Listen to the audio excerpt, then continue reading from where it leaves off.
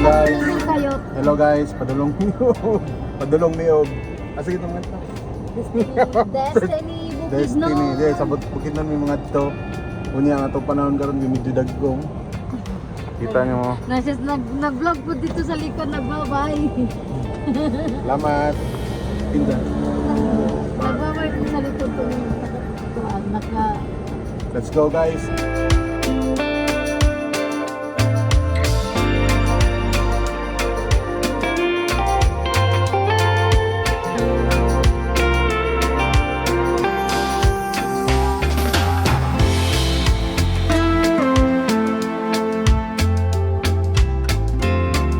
Hello guys, naganin mi diri sa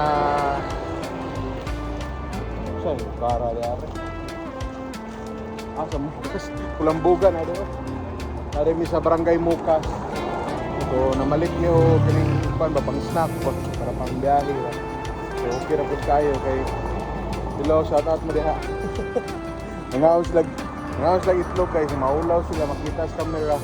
Guys, na nami upan pili sa kaon.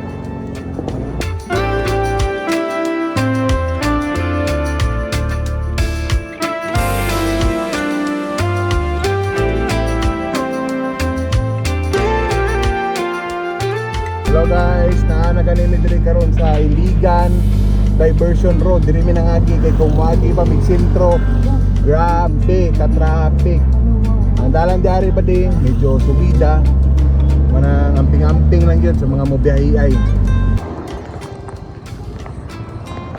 Hello guys, so naganini diri karon sa Iligan Diversion Road nya. Kung inyo makita karon no, naata diri sa windmill ba din. Nindot kay nga lugar. Buta asa ni dapita.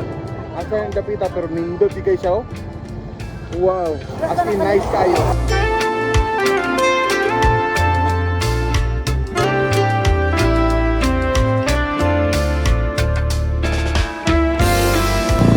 Hello guys, nakakalita diri karon. Finally naabot na ta sa Cagayan de Oro. Alibi. Nagani mi diri karon sa Centrio Mall diri sa Cagayan CDO, Cagayan CDO.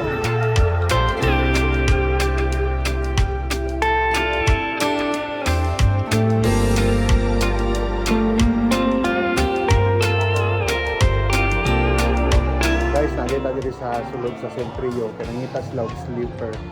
Pero namin sa sandal section. So, ito okay. Wala mo sila kadalag sleeper ko ni.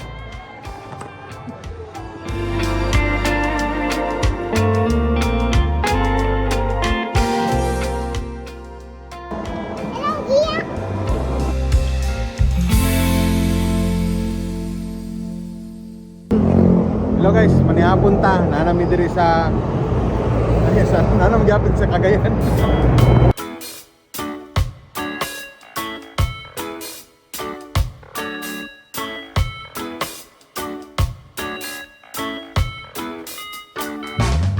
Guys, manihapon ta guys. Motong kayo sa mong biyahe guys. Okay, ulan-ulan ba? Time check. Alauna. So guys, nagani mi diri karon sa Lapasan, diri mi magstay o overnight diri sa D Morbi Suites. Problema na mo karon is walay ka parkingan kay puno man ni permit. Puno man ni permit diri.